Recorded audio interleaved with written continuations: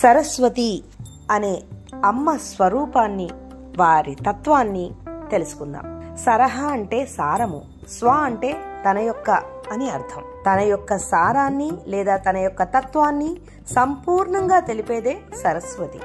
మనందరం కూడా ఆత్మస్వరూపులం అయినా మనల్ని మనం ఈ శరీరంగా భావించుకుంటున్నాం. మనసుకు కలిగిన బాధలను మనవిగా భావించి బాధపడుతూ ఉంటాం. పూర్వజన్మ కర్మ ఫలాలను అనుభవించేది దేహం.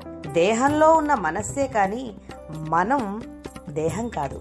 కానీ శరీరానికి కలిగిన కష్ట నష్టాలకు, దుఃఖాలకు కృంగిపోతూ ఉంటాం. అహంకార మమకారాలకు బానిసలమై పరిమితి కలిగిన ఈ దేహాన్నే మనం ఊహించుకుంటూ జీవిస్తున్నాం. కానీ నిజానికి మన తత్వం ఏమిటి, అసలు మనం ఎవరం అని ఆలోచిస్తే ఎప్పుడో మనలో నేను అనే ఒక తలంపు మెదులుతూ ఉంటుంది. ఈ దేహం పుట్టినప్పటి నుండి మరణించే వరకు ఆ తలపు మనల్ని వీడదు. ఆ నేను అనే తలపు ఎక్కడి నుంచి వస్తుందో తెలుసుకునేందుకు ధ్యానంలో విచారణ ప్రారంభిస్తే అది ఆఖరున ఆత్మలో లయమవుతుంది అంటారు భగవాన్ శ్రీ రమణ మహర్షి. ఆత్మ తన సహజ స్థితి, నిత్యానంద స్థితి.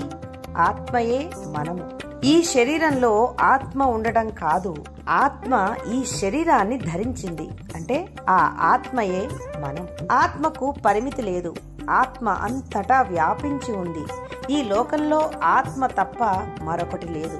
ఈ ఆత్మ తత్వమే సనాతన భారతీయ సంస్కృతిని ప్రపంచంలో అత్యున్నత స్థానంలో నిలిపింది. ప్రపంచంలో ఇతర మతాలు అశాశ్వతమైన ఈ శరీరం గురించి చెప్తే, మన ధర్మం సనాతనమైన ఆత్మతత్వం గురించి ప్రపంచానికి చెప్పింది.